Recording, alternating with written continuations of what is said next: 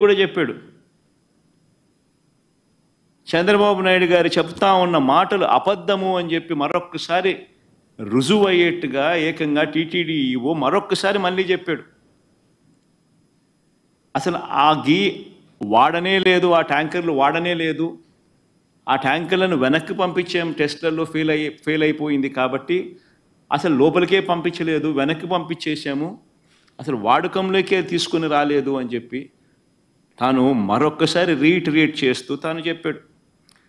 చెప్పినా కూడా మళ్ళీ సెప్టెంబర్ 22వ తారీఖున చంద్రబాబు నాయుడు నేను అబద్ధాలే చెబుతా, రాజకీయ ఉద్దేశాలే నాకు ముఖ్యం, నేను స్వామివారినైనా తిరుపతి అయినా నాకు భయము లేదు, భక్తి లేదు అని చెప్పి నిరూపించుకుంటూ మళ్ళీ 22వ తారీఖున సెప్టెంబర్ 22వ తారీఖున ఇదే పెద్ద మనిషి చంద్రబాబు నాయుడు గారు తాను చెప్తా ఉన్న అబద్ధాన్ని మళ్ళీ ఒత్తి వక్కారించి మళ్ళీ ఆయన అన్న మాటలు ఒకసారి వినండి. ఇక్కడికి వచ్చినప్పుడు 4 ట్యాంకర్స్, అప్పటికే 4 ట్యాంకర్స్ వచ్చేసాయి, దాన్ని వాడారు అని వాడాం. అంటే ఒక అబద్ధానికి నిజంగా రెక్కలు కట్టి గోబల్స్ ప్రచారంలో భాగంగా రాజకీయ దురుద్దేశంతో మన గుడిని మనమే తగ్గించుకుంటూ, మన లడ్డూ ప్రసాదాన్ని విశిష్టతను మనమే తగ్గించుకుంటూ, మనమే అపవిత్రత అని తెలిసి కూడా అపవిత్రం చేస్తూ కోట్ల మంది భక్తుల మనోభావాలతో ఆడుకుంటూ ఈ పెద్ద మనిషి గోబల్స్ ప్రచారంలో భాగంగా వెనక్కి తగ్గకుండా, దేవుడంటే భయము లేకుండా, దేవుడంటే భక్తి లేకుండా ఏ రకంగా తన అడుగులు ముందుకు వేశాడు అన్నదానికి మరో నిదర్శనం ఇది. నిజంగా ఆశ్చర్యం కలిగించే విషయాలు. ఈరోజు ఇదే విషయం మీద చంద్రబాబు నాయుడు గారు తెలిసి రాజకీయ దురుద్దేశాలతో అబద్ధాలాడి తిరుమల వెంకటేశ్వర స్వామి ఆలయ ప్రతిష్టను, లడ్డూ విశిష్టతను ఏ రకంగా తాను దిగజారుస్తూ అబద్ధాలతో అపవిత్రం చేస్తూ తాను ఏ రకంగా అయితే అడుగులు ముందుకు వేశాడో వాటికి సంబంధించిన అంశాల మీద కోర్టు కూడా మొటిక్కాయలు వేయాలి, ప్రధానమంత్రి కూడా చంద్రబాబు నాయుడు గారికి మొటిక్కాయలు వేయాలి అని మేము ప్రధానమంత్రి గారికి లేఖ రాశాం. కోర్టును సైతం ఆశ్రయించాం, సుప్రీంకోర్టును సైతం. సుప్రీంకోర్టు సైతం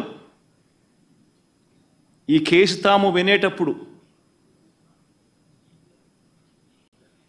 వాళ్ళు జడ్జులుగా వాళ్ళు చేసిన బెంచ్ మీద వాళ్ళు చేసిన అబ్జర్వేషన్స్ ఎంత చంద్రబాబు నాయుడు గారిని తప్పులు పడుతూ వాళ్ళు చేసిన అబ్జర్వేషన్స్ ఎలా ఉన్నాయో ఒక్కసారి వినండి. సుప్రీంకోర్టు స్వయంగా జడ్జిలు ఆ చైర్ మీద కూర్చొని వాళ్ళు మాట్లాడిన మాటలు, అసలు ఆ నెయ్యి వాడలేదని టీటీడీ ఈఓ స్వయంగా చెప్పారు కదా, ఇది కాదు మరి తర్వాత మాట్లాడతాం. అసలు ఆ నెయ్యి వాడలేదని టీటీడీ ఈఓ స్వయంగా చెప్పారు కదా, అలాంటప్పుడు ఆ లడ్డూ ప్రసాదంలో జంతువు కొవ్వు ఉందని ముఖ్యమంత్రి ఎలా చెబుతారు? ఇవన్నీ ఈ పేపర్లలో, నేషనల్ మీడియాలో అన్నింటిలోనూ రిపోర్ట్ అయ్యాయి. ఈ అబ్జర్వేషన్స్ అన్నీ కూడా టీటీడీ చేసిన అబ్జర్వేషన్స్.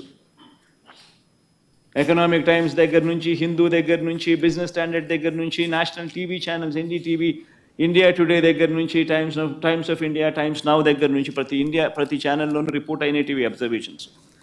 అయినా ఒకసారి మళ్ళీ గుర్తు చేయడం కోసం అని చెప్పి నేను మళ్ళా చెప్తా ఉన్నా. అసలు నెయ్యి వాడనే లేదని టీటీడీ ఈఓ స్వయంగా చెప్పారు కదా, అలాంటప్పుడు లడ్డూ ప్రసాదంలో జంతువు కొవ్వు ఉందని ముఖ్యమంత్రి ఎలా చెబుతారు? ఆధారాలు లేకపోయినా రాజ్యాంగ పదవిలో ఉన్న సీఎం మీడియా ముందు అలా ఎలా మాట్లాడతారు? ఒకవైపు విచారణ జరుగుతూ ఉండగా ఆ వాక్యాలతో సిట్ దర్యాప్తు ప్రభావితం కాదా?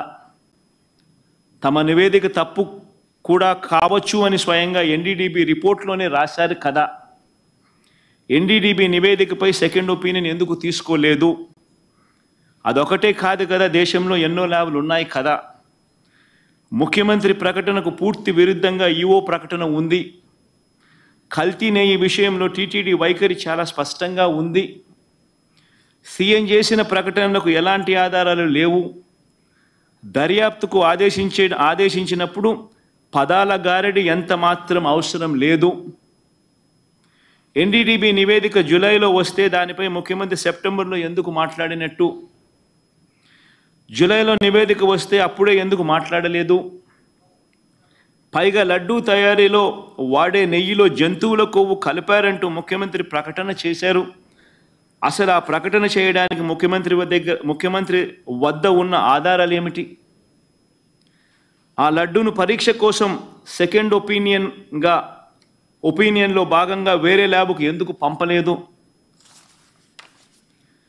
మీడియాతో మాట్లాడడానికి ముందు లడ్డూలను పరీక్షించడం సరైందని సీఎం భావించలేదా? అసలు బహిరంగ ప్రకటన ఎందుకు చేయాలి? బాధ్యతాయుతమైన పదవిలో ఉన్నవారు అలాంటి ప్రకటనలు చేయొచ్చా?